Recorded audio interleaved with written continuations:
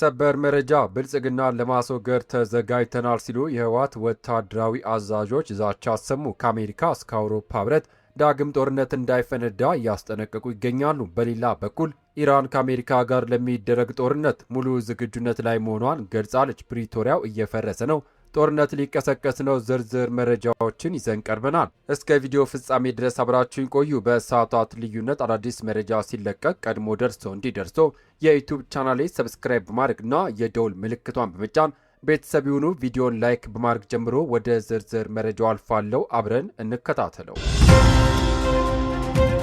በቅድሚያም የህወሓት ጀነራል የፌዴራል መንግስቱ ላይ ዛቱ። ብልጽግናን ለማስወገድ ተዘጋጅተናል ሲሉ በአደባባይ ወጥተው ተናግሯል። የጀነራል ታደሰ ወረደን እንቅስቃሴ እግር በእግር እንዲከታተሉ ትዕዛዝ የተሰጣቸው እኚህ ጀነራል ሁሉም ነገር አልቋል፣ በቅርቡ ጠብቁም ብሏል።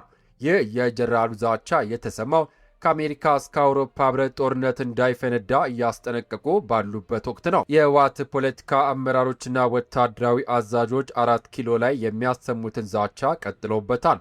ከሰሞኑ የቡድኑ አመራር አዲስ ዓለም ባሌማ ለሁሉም ነገር ተዘጋጅተናል፣ ሎጂስቲክ አዘጋጅተናል፣ ከፋኖም ከሻቢያ ጋርም ተጣምረናል ማለታቸው አይዘነጋም። ዛሬ ደግሞ ከህወሓት ወታደራዊ አዛዦች መሃል አንዱ የሆኑት የአርሚ 60 አዛዥ ብርጋዴር ጀነራል ህንፃ ወልደ ጊዮርጊስ ብልጽግናን ለመጣል ተዘጋጅተናል የሚል ከፕሪቶሪያው ስምምነት ያፈነገጠ አስተያየትን ሰጥተዋል። ጀነራሉ የህወሓት ልሳን ለሆነው ወይም ሚዲያ በወቅታዊ ጉዳይ በሰጡት ማብራሪያ ማንም መጠራጠር የሌለበት ሁሉም ነገር አልቋል ሲሉ ፉከራ አሰምተዋል። ጀነራሉ ብዙዎቹ ተሰውተውለታል ያሉትን በተናጠል ክልላዊ ምርጫ የተመሰረተውን የህወሓት መንግስት መመለስ የህልውና ጉዳይ ነው ብለዋል። የ2 ዓመቱን ብዙ ሰው ያለቀበትን ጦርነት መሬት ለማስመለስ ሳይሆን 2.8 ሚሊዮን ህዝብ የመረጠውን መንግስት ለማስመለስ ነው ያሉት ጀነራሉ በጦርነት 1 ሚሊዮን ገደማ ሰው ህይወት አልፏል የሚባለውን አስተባብለው 1 ሚሊዮን ሰው ሞቷል የሚለውን ተዉት፣ ህይወታቸው ያለፈ በሺዎች የሚቆጠሩ ናቸው ሲሉም ተደምጧል። ጀነራሉ መስዋዕት ከፍለንበታል ያሉትን ህወሓት መራሹ መንግስት ለመመለስ ሙሉ ዝግጁ አለን ብሏል። ዳግም ጦርነት ይቀሰቀሳል ተብሎ ከፍተኛ ስጋት ስለፈጠረ ውጥረት ማብራሪያ የሰጡት ጀነራሉ ድጋሜ ከተዋጋን የነበረውን መንግስት ለመመለስ ነው ሲሉም ተደምጠዋል። የፕሪቶሪያ ስምምነት ከዚህ በኋላ ዋጋ እንደሌለው የገለጹም ሲሆን ከዚህ በኋላ ወደ ኋላ የሚመልሰን ኃይል የለም ሲሉም ተናግሯል።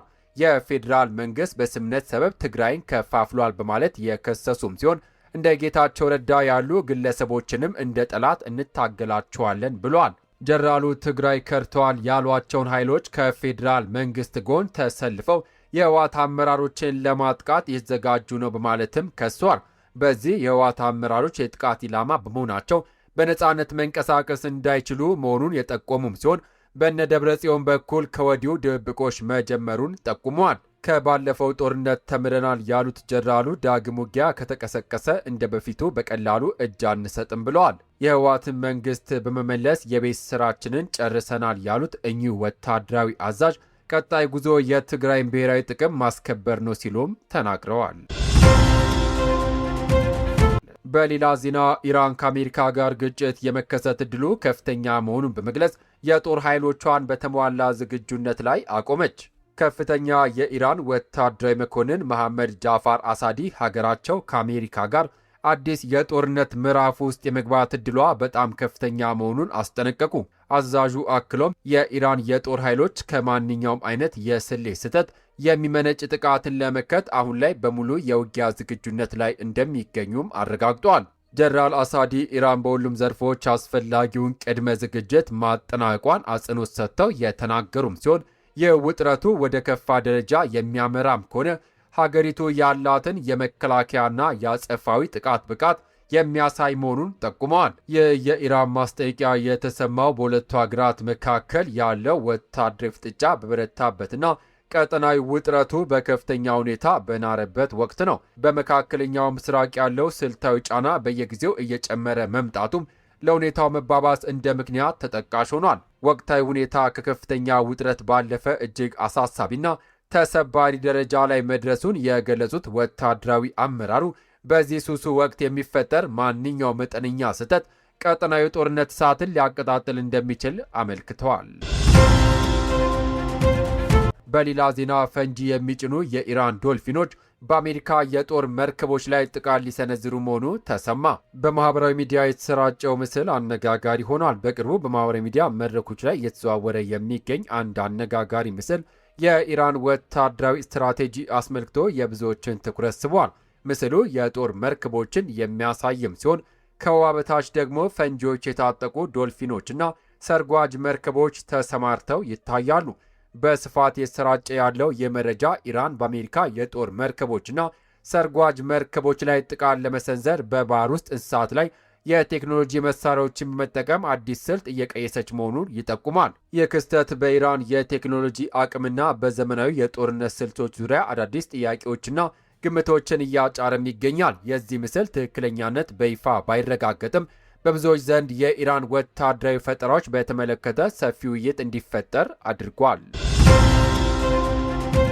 በሌላ ዜና የትራምፕ አስተዳደር በሆርሙዝ የባህር ሰርጥ ለኢራን የሚከፈልም ማንኛውም ክፍያ የሚከለክል አዲስ መመሪያ ማውጣቱ ተሰምቷል። የዶናልድ ትራምፕ አስተዳደር በሆርሙዝ የባህር ሰርጥ በኩል ለሚያልፉ የንግድ መርከቦች ለኢራን መንግስት የሚደረግ ማንኛውም አይነት የክፍያ ተግባር የአሜሪካ ማዕቀብ እንደ መጣስ እንደሚቆጠር በይፋ አስታውቋል። በወጣው አዲስ መመሪያ መሰረት በማንኛውም የገንዘብ ማስተላለፊያ መንገድ ለኢራን ክፍያ የሚፈጽሙ አካላት ከባድ የኢኮኖሚ ማዕቀብ ይጠብቃቸዋል። ይህም በፋይናንስ ተቋማት ቁጥጥር መዝገብ ውስጥ መካተቱን፣ በውጭ ሀገራት የሚገኙ ንብረቶች መታገድና የሕግ ተጠያቂነትን ያካትታል። የትራምፕ አስተዳደር በዚህ ውሳኔ ላይ ምንም አይነት መቻቻል እንደማይኖር የገለጸም ሲሆን መመሪያው ያለምንም ልዩ ሁኔታ በሁሉም አካላት ላይ ተፈጻሚ እንደሚሆን አረጋግጧል። ይህ እርምጃ አሜሪካ በኢራን ላይ የምታደርገውን የኢኮኖሚ ጫና ይበልጥ ለማጠናከር ያለመ መሆኑ ተገልጿል።